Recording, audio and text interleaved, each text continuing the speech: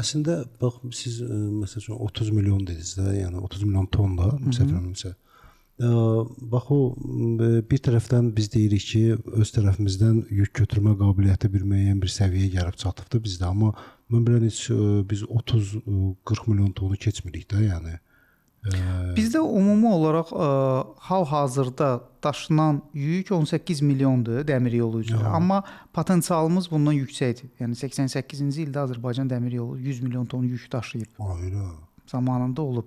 Sovetlər zamanında Spitak zəlzələsi olan dövrdə və bu da bir önəmli bir məsələdir ki, konfliktin ilk illərində zəlzələ olan vaxtı bütün Sovetlərin yardımı məhz Azərbaycan dəmir yolları üzərindən Ermənistana çatdırılmışdı.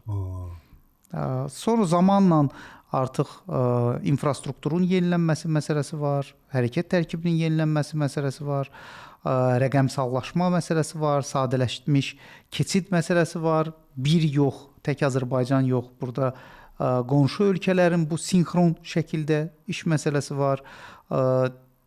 Sonradan Xəzərdəki deyək gəmi saylarının artırılması. Bu arada bu məsələyə biraz daha geniş danışmaq istərdim. Son aylarda Xəzərdə yeni gəmilərin tikilməsi ilə bağlı Azərbaycan demək Bakı Gəmi Qayırma Zavoduna özəl investorlar maraq göstərib və 10 yeni ro-ro tipli, yəni avtomobil daşıyan gəminin sifarişi bir oldu.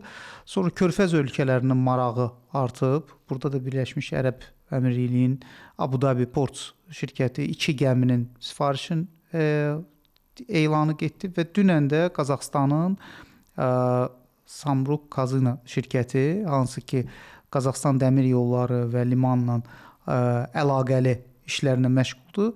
Onlar da 2 gəmini sifariş etdilər. Yəni burada həm Azərbaycan, həmçinin də istehsalçı kimi də bu dəhlizin ehtiyaclarını ödəyən bir ölkə kimi də çıxış edir. Yəni biz həm istehsal edirik o gəmiləri, bu gəmilər həmçinin də bir hissəsi yük daşıyan kimi bizə dividend qazandıracaq, həmçinin də yaxın qardaş ölkə də bundan faydalanacaq.